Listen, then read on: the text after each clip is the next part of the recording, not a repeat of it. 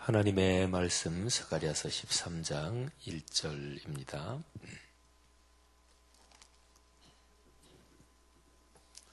스가랴서 13장 1절. 자, 다 같이 봉독하겠습니다. 그날에 죄와 더러움을 씻는 셈이 다윗의 족속과 예루살렘 주민을 위하여 열리리라. 아멘. 죄를 피해갈 수 있는 길과 방법은 이제 우리 사람 생각으로는 굉장히 많다고 생각을 합니다.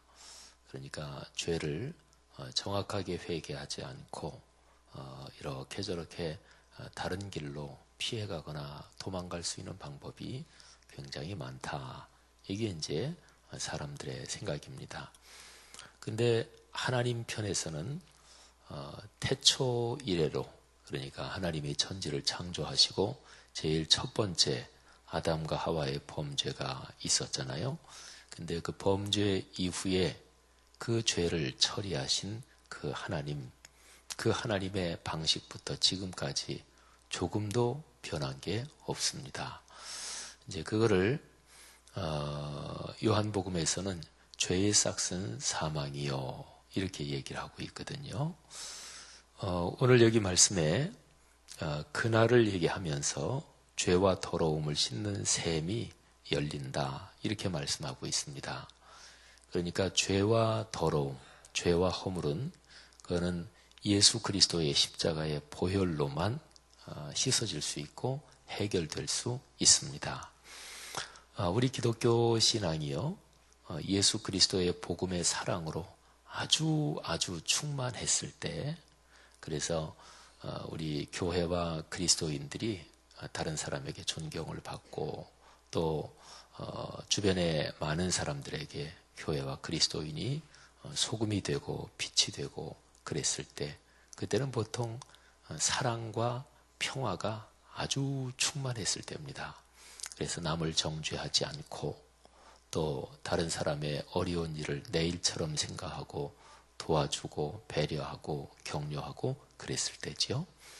근데 그랬을 때도 구원은 예수 그리스도의 십자가를 통해서만 구원을 받는다, 이거는 포기하지 않았어요. 그러니까 구원도 예수님의 십자가 말고 다른 걸 통해서도 구원을 받을 수 있지, 이렇게는 안 했단 말이에요. 그러니까 요한복음 14장 6절에서 예수께서 말씀하시기를 내가 곧 길이요 진리요 생명이니 나로 말미암지 않고는 아무도 아버지께로 올 자가 없다. 이거는 적절하게 경계선을 흐리거나 타협할 수 있는 말씀이 아니잖아요. 이게 이제 기독교의 복음이에요. 근데 이제 우리 그리스도인의 삶이 말이죠, 삶은 변하지 않으면서, 그러면서 예수 그리스도로만 구원을 받는다, 오직 예수, 이렇게 외칠 때는 세상 사람들이 온통 말하자면 그리스도인과 교회를 비난하게 되는 거죠. 삶이 변하지도 않으면서 무조건 예수 그리스도를 통해서만 구원을 받는다. 그러니까 삶은 없고 성경에 교리만 붙들고 있는 거지요. 그걸 가리켜서 껍데기라 그럽니다. 그러니까요, 어쨌든 죄 문제에 대해서는 그렇단 말이에요. 죄 문제는 창세 이래로 인류가 해결해야 될 가장 근원적인 문제고 가장 근본적인 문제입니다. 이 세상의 문제가 수도 없이 많지만 가지수를 누구도 셀 수 없을 거예요. 문제가 너무너무 가지수가 많아서. 근데 어떻게 보면 이 세상의 문제는 그냥 한 가지라고 얘기할 수가 있습니다. 그게 바로 죄라는 문제죠. 근데 그 죄를 어떻게 해결할 수 있을까요? 오늘 여기 스가랴서 13장 1절 말씀, 저는 이제 성경 말씀이 감동이 되면 성경 말씀의 장절, 그 숫자를 잘 기억하려고 애를 쓰고 노력을 해요. 근데 스가랴서 13장 1절 131 이렇게 되잖아요. 근데 이거를 이렇게 생각하면서 제가 늘 가슴에 품고 있는 성경 구절 하나가 머리에 떠올랐어요. 그건 창세기 1장 31절입니다. 장과 절 숫자를 그냥 연속해서 숫자를 놓으면 똑같잖아요. 창세기 1장 31절 131, 스가랴서 131. 그러면서 이 말씀을 가만히 이렇게 묵상하고 또 어제 어느 교단에 목사 안수식이 있어서 거기 잠깐 갈 일이 있어서 이렇게 가면서 차 안에서 이 말씀을 묵상을 했어요. 근데 이 말씀하고 창세기 1장 31절하고 이게 깊이 연관이 되는구나 하는 생각을 했습니다. 창세기 1장 31절 내용은 이렇습니다. 하나님이 지으신 그 모든 것을 보시니 보시기에 심히 좋았더라. 저녁이 되고 아침이 되니 이는 6째 날이니라. 아멘. 이 창세기 1장 31절의 귀한 복이 여러분과 저 우리 모두의 삶의 선물과 축복이 되기를 바랍니다. 그러니까 하나님께서 엿새 동안 천지를 창조하셨잖아요. 근데 엿새 동안 모든 것을 다 마치시고 결론이 참 좋았다. 그것입니다. 보시기에 참 좋았다. 이게 결론이에요. 근데 그 보시기에 좋은 하나님의 창조가 왜 일그러지고 그리고 찌그러지고 그리고 망가졌을까요? 그건 바로 죄 때문이잖아요. 그러면 어떻게 하면 다시 창세기 1장 31절에 그 아름다운 축복이 회복될 수 있을까요? 그거는 죄 문제가 해결돼야 돼요. 근데 죄 문제는 어떻게 해결될까요? 아까 제가 제일 처음 말씀드린 대로 사람들은 생각합니다. 죄 문제를 해결할 수 있는 방법은 다양하다, 여러 가지가 있다, 이렇게 생각을 해요. 사실은 안 그런데 예를 들어서 죄를 어떤 지식으로 해결할 수 있다. 또는 이 얕은 꾀로 해결할 수 있다. 또는 내가 열심히 헌금하면 죄를 해결할 수 있다. 내 신앙 경력으로 죄를 해결할 수 있다. 내가 이 정도의 직분을 받아서 봉사했으면 내 죄 문제는 해결되지. 뭐 등등등등 여러 가지를 생각을 해요. 근데 성경에는 절대로 그런 얘기 안 하거든요. 죄가 해결되는 것은 예수 그리스도의 십자가의 보혈밖에 없습니다. 그런데 십자가의 보혈이 내게 용서의 능력이 되는 것은 회개할 때만 가능해요. 자백할 때만 가능해요. 다른 길은 없습니다. 우리 하나님은 인격적인 하나님이시거든요. 인격적인 하나님이시기 때문에 보통 우상, 미신, 잡신, 귀신 이런 데다가 뭐 제사한다든지 점친다든지 고사 지낸다든지 무당 불러다가 푸닥거리 한다든지 뭐 부적을 가지고 다닌다든지 이런 거에서 흔히 보는 것처럼 대개 그런 거에서는 돈만 많이 주면 점괘도 좋게 나오고 부적도 센 부적 살 수 있고 다 그러잖아요. 그죠? 근데 하나님도 그러신 분일까요? 아니에요. 그러니까 인격적이다 하는 얘기가 가지는 게 여러 가지가 있지만요. 인격적이다 이렇게 얘기할 때는 돈에 좌우되지 않는다. 그런 것도 포함하는 거예요. 근데 하나님은 은도 내 것이요 금도 내 것이라 그랬는데 하나님이 돈이 부족해서 누가 하나님한테 돈 많이 갖다 바치면 그 돈 받고 죄를 해결해 줄까요? 그렇지 않겠죠? 그러면 이 세상 부패한 나라들하고 똑같잖아요. 뭐 우리나라에서 한참 많이 얘기되던 또 요즘도 국민들이 이 검찰이나 이 법조계를 불신하는 마음이 이렇게 바닥에 깔려 있는 게 유전무죄, 무전유죄. 돈 많으면 그리고 권력이 있으면 이 법이 고무줄처럼 느슨하고 또 그냥 힘없고 보통 서민들은 걸리기만 하면 엄하게 법 집행하고 뭐 이런 거에 대한 국민들의 불신이 이렇게 바닥에 깔려 있기도 하잖아요. 근데 하나님도 그러실까요? 그러지 않겠죠. 그죠? 하나님 앞에서 죄를 해결하는 방법은 딱 한 가지입니다. 그거는 예수 그리스도의 십자가의 보혈을 의지하고 회개하고 자백하는 거예요. 그래서 오죽하면 요한일서 1장 9절 말씀에는 만일 우리가 우리 죄를 자백하면 저는 미쁘시고 의로우사 우리 죄를 사하시며 모든 불의에서 우리를 깨끗하게 하신다. 근데 1장 9절을요, 앞뒤로 읽어보면 아주 굉장히 강력한 말씀이 있어요. 어떤 사람이 만일에 난 죄 없다, 회개할 거 없다, 그렇게 얘기를 하면 그 사람은 하나님을 거짓말하는 자로 만드는 것이다. 이렇게 기록을 하고 있어요. 그러니까 죄 문제는요, 우리 성경에서 가르치는 이 하나님에 대한 진리 가운데서 가장 핵심적인 문제입니다. 근데요, 오늘 여기 스가랴서 13장 1절의 축복, 그러니까 죄와 더러움을 씻는 셈이 활짝 열린대요. 죄가 해결되니까, 그러니까 모든 문제가 다 이제 풀리기 시작하는 거예요. 근데 이게 어떻게 일어나느냐?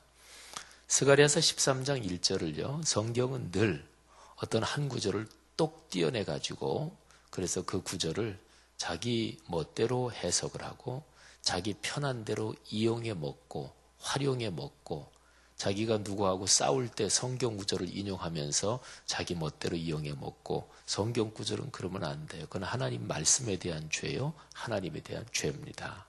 그러니까 성경 말씀은 언제나 앞뒤 문맥을 따라 읽고 그리고 묵상하고 그래야 되는 거예요.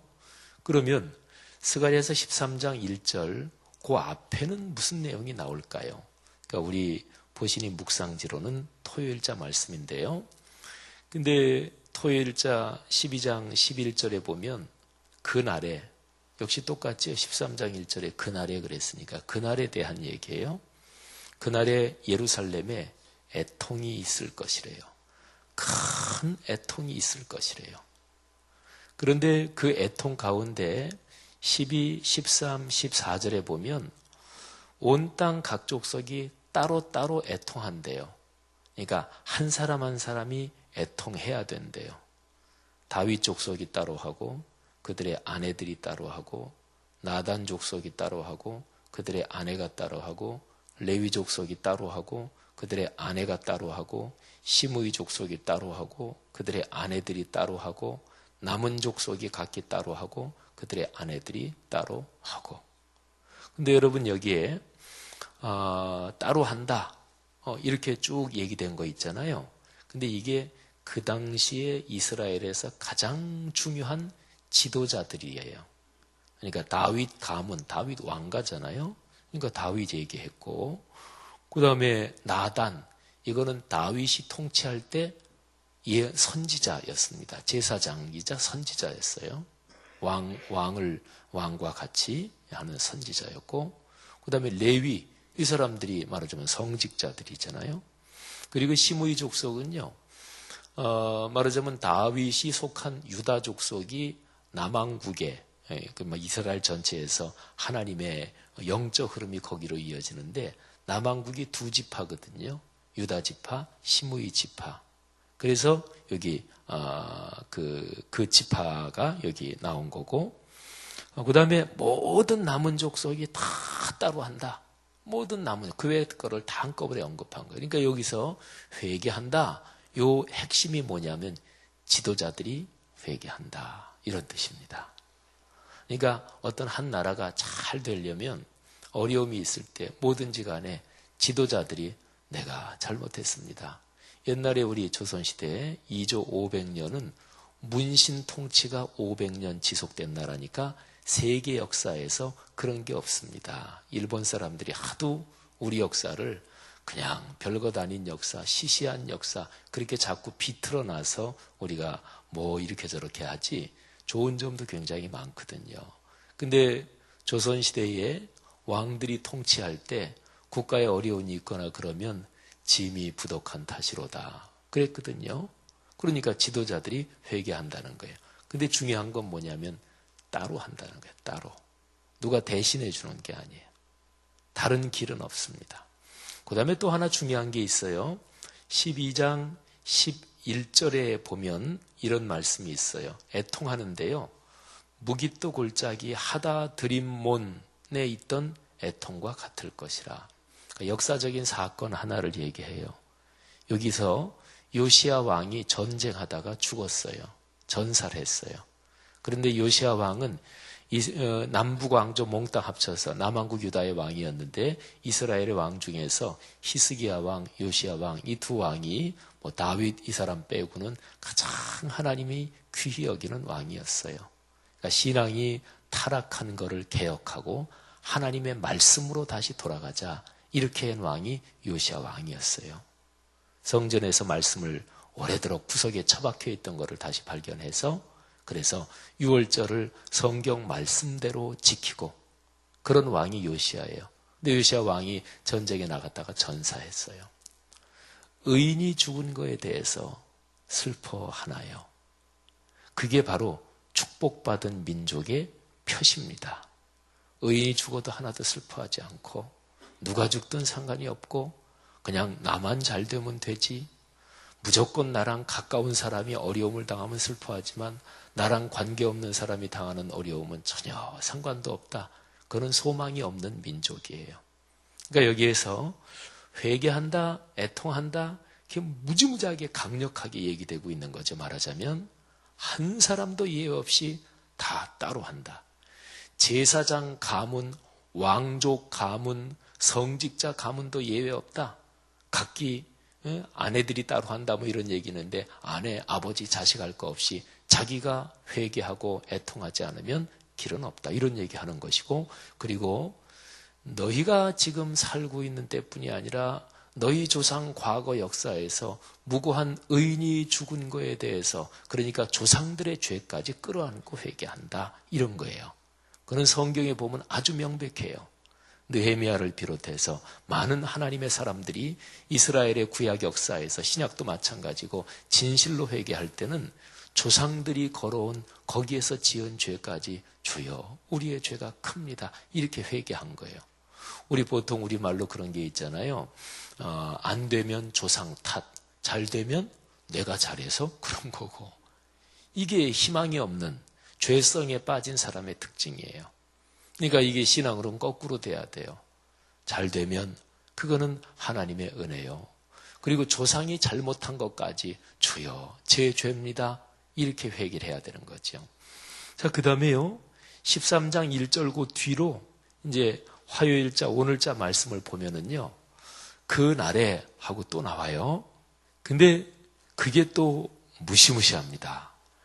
그날에 만군의 여호와가 말하노라 그날에 우상의 이름을 이 땅에서 끊어서 기억도 되지 못하게 한다. 거짓 선지자 더러운 귀신을 이 땅에서 떠나게 한다. 그런데 3절에 보면 사람이 아직도 예언할 것 같으면 부모가 어떤 예언하는 사람을 그 사람의 부모가 칼로 그를 찔러버린다. 이런 얘기. 이건 무시무시한 얘기예요. 부모가 어떻게 자식을 찔러요. 근데 성경에 나오는 얘기니까 성경에 나오는 얘기 중에서 끔찍한 얘기, 말도 안 되는 얘기 있잖아요. 그죠? 진짜로 이거는 뭐 상식적으로 말도 안 되는 얘기. 아브라함이 아브라함한테 이삭 바치라 그런 얘기도 그렇고 또 유다라는 사람이 자기 며느리 다말 사이에서 아이를 낳은 것도 그렇고 말도 안 되는 얘기. 근데 성경에서 나오는 얘기 말도 안 된다. 이거는 상식적으로 말도 안 된다. 그래서 빼버리면 그게 인간적인 생각이에요. 하나님의 말씀은 빼거나 더하면 안 돼요. 그러니까 성경에서 말도 안 되는 얘기에는 거기에는 중요한 어떤 뜻이 담겨 있어요. 자, 여기에서 어떤 사람이 예언한대요. 그런데 낳은 부모가 여호와 이름을 빙자하여 거짓말을 네가 하니 너는 살지 못한다. 그리고 부모가 자기 자식을 칼로 찌른대요. 여러분 이게 뭐냐면요. 하나님을 이용해 먹고 여호와 이름을 빙자하는 것.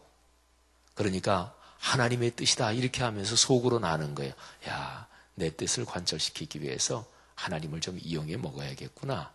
교회를 좀 이용해 먹어야겠구나. 성경 말씀을 좀 활용해 먹어야겠구나. 이 모든 것이 다 포함이 되죠. 여호와 이름을 망령되이 일컫는 죄죠. 그러니까 교회 안에서 이스라엘 백성 안에서 신앙 안에서 타락할 때는 언제나 하나님을 이용해 먹는 일이 일어나요. 그것도 우상이에요. 그러니까 성경에서 제일 큰 죄, 아니 모든 죄가 뿌리까지 계속 가면 딱 한 가지 죄에 도달하는데 그게 바로 우상숭배예요. 근데 여기 13장 2절 3절에 나오는 이 그날에 일어날 일은 우상숭배에 대해서 얼마나 강력하게 얘기를 하고 있는 거예요? 부모 자식 간의 본능적인 사랑을 생각하면 그렇잖아요. 여러분, 이 얘기는 뭐냐면 회개하고 그리고 죄를 예수 그리스도의 보혈, 성령의 강같이 흐르는 성령의 능력으로 씻잖아요. 그러면 삶이 바뀌어야 된다는 거예요. 삶이 바뀌어야지. 물론 우리는 회개하고 나서도 인간이 약하기 때문에 100% 삶이 갑자기 예수 그리스도를 100% 닮는다. 그거는 불가능해요. 근데 자기가 전혀 노력도 안 하고 전혀 결단도 안 하고 하던 거를 계속하고 생각과 말과 행동으로 회개하기 전이나 똑같이 하면서 그러면서 회개했다 그럴 수 있을까요? 그거는 아니에요. 사랑하신 여러분, 이 말씀을 묵상하면서 우리 아까 김신구 목사님 또 인도하시면서도 말씀해 주셨지만 우리나라 전체 참 어려운 상황 속에서 우리 그리스도인이 나부터 내 삶을 돌아보면서 회개하는 그런 기간이 되어야 할 줄로 압니다. 적어도 세월호 끝까지 한 명이라도 생존자 반드시 나오게 하옵소서. 소망을 포기하지 않고, 그리고 언제까지 될지는 모르겠지만 이 세월호 실종자가 다 수습이 되고 또 배가 인양이 되고 적어도 그때까지는 우리는 모두가 너나 할 거 없이 나 자신을 살펴보고 또 이 민족과 이 교회와 이 땅 역사의 죄악을 내가 끌어안고 회개해야 할 줄로 압니다. 회개하고 자백하면 하나님이 새 길을 열어주십니다. 이 민족과 나라의 어려움을 끌어안고 다시 한번 기도하는 우리 모두가 되셨으면 좋겠습니다. 주님 은혜 감사하고 참으로 주 앞에 송구스럽고 또 주님 앞에 용서를 빌 수밖에 없습니다. 나라가 어려울 때일수록 신앙인들이 하나님께 엎드려 기도하되 무엇보다 먼저 자신을 성찰하며 회개하며 자백하며 기도하게 하시고 하나님께서 특별히 세월호 참사 현장에서 생명으로 구조받는 사람 나타나게 도와 주옵소서. 하나님께서 우리 사랑하는 성도들의 가정과 삶과 인생길을 축복하여 주시옵소서. 오늘 하루도 예수 그리스도의 십자가의 보혈의 능력 꼭 의지하고 걸어가게 하옵소서. 성도들이 간절히 기도하고 구하는 제목들을 응답하여 주시옵소서. 사업하는 분들, 장사하는 분들, 중요한 계약의 건이 성취되게 하여 주시옵소서. 국내 국제적으로 활동하는 모든 우리 교회 성도들의 비즈니스를 축복하시고 성도들의 자녀, 손주들을 축복하시고 하나님께서 좋은 길, 복의 길을 열어 주옵소서.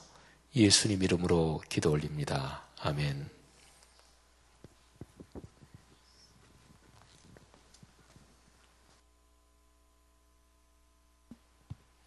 귀한 말씀 감사를 드립니다. 공동기도문 6번 말씀 3 공동체 함께 기도하겠습니다. 말씀과 삶이 어우러져야 참된 부흥이 일어나는 것을 믿습니다. 우리 어물과 연약함을 겸허하게 고백하며 말씀을 사모합니다. 진리의 말씀 성경에 약속된 하나님의 부흥을 기다립니다.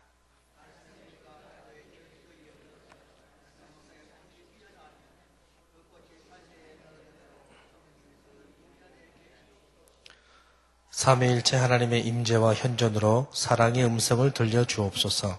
주님, 우리 공동체의 비전을 굳센 믿음으로 거듭하여 선포합니다. 하나님 말씀의 거룩한 리더십으로 그리스도인의 삶과 세계를 변화시킨다. 아멘. 함께 주기도문 하시겠습니다. 하늘에 계신 우리 아버지, 아버지의 이름을 거룩하게 하시며 아버지의 나라가 오게 하시며 아버지의 뜻이 하늘에서와 같이 땅에서도 이루어지게 하소서. 오늘 우리에게 일용할 양식을 주시고 우리가 우리에게 잘못한 사람을 용서하여 준 것 같이 우리 죄를 용서하여 주시고 우리를 시험에 빠지지 않게 하시고 악에서 구하소서. 나라와 권능과 영광이 영원히 아버지의 것입니다. 아멘. 지금 들은 말씀이 내 삶으로 이어지게 하옵소서. 종료주일, 부활주일에 초청한 전도 대상자와 품고 기도 중인 전도 대상자를 위해서 그리고 1.3 기도와 여전도의 기도에 양육반 사역을 위해서, 그리고 다음 주부터 있는 제2차 성지순례를 위해서, 목사님들과 인솔하시는 장로님을 위해서, 그리고 세월호 침몰 사고로 큰 아픔을 겪고 있는 유가족들을 위로하여 주옵소서. 오늘도 성도들의 가정과 직장, 학업 하루를 인도하옵소서.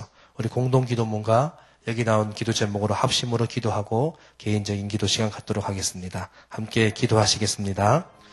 하나님 아버지, 하나님께 찬양과 영광을 올려드립니다. 오늘도 말씀섬 공동체, 하나님 말씀섬 공동체에 주신 거룩한 말씀 기억하면서 하나님 우리가 사명을 가지고 참된 부흥을 기다리며 주님 앞에 기도하며 살아갈 수 있도록 주님 인도해 주시옵소서. 하나님 인간의 연약함을 주님 앞에 겸허하게 고백하고 하나님께서 역사하시는 그 놀라운 부흥을 기다리며 날마다 말씀 가운데 살아갈 수 있도록 하나님 인도하여 주시고 축복해 주옵소서. 하나님 무엇보다도 주님의 거룩한 말씀이 우리 삶 속에 뿌리 내려서 그 말씀으로 이어진 놀라운 하나님의 열매들이 우리 삶을 통해 나타나게 하시고 예수를 알지 못하는 많은 사람들에게 그 복음을 증거하여서 예수님이 참 그리스도이심을 증거하는 복음의 사람들 되게 도와주옵소서. 무엇보다 우리의 삶이 말씀과 잘 어우러져서 우리 삶이 말씀의 거룩한 리더십으로 그리스도인다운 삶 살아갈 수 있도록 도와주시고 많은 그리스도인의 삶을 통해서 이 세계와 사회가 변화되게 도와주옵소서. 하나님 오늘 들은 말씀을 기억합니다. 오늘 들은 기억 말씀 우리 마음에 새기며 날마다 죄를 자복하고 내 죄뿐 아니라 나라와 인류의 죄까지도 주 앞에 자백하며 하나님께 회개할 수 있는 그리스도인들 되게 도와주옵시고 하나님 무엇보다도 우리가 주님께 기도하며 간구했던 우리 전도 대상자들을 놓고 하나님께 간구했던 그 영혼들 주님 잘 정착하게 하시고 잘 나와서 함께 신앙생활 열심히 할 수 있도록 바르게 할 수 있도록 주님 인도해 주시옵소서. 하나님 일상 기도회와 여전도의 기도회 양육반 사역을 위해서 기도합니다. 하나님 모든 사역들 오늘 진행될 텐데 하나님 아버지 이루어지는 과정마다 사역이 진행되는 과정마다 하나님 은혜 주시고 힘 주시고 능력 주셔서 주님 주시는 그 힘과 능력으로 이 사역들이 잘 진행되어질 수 있도록 주님 인도해 주시옵소서. 하나님 다음 주부터 진행되는 제2차 성지순례가 있습니다. 하나님 아버지 이 모든 것을 인도하여 주옵시고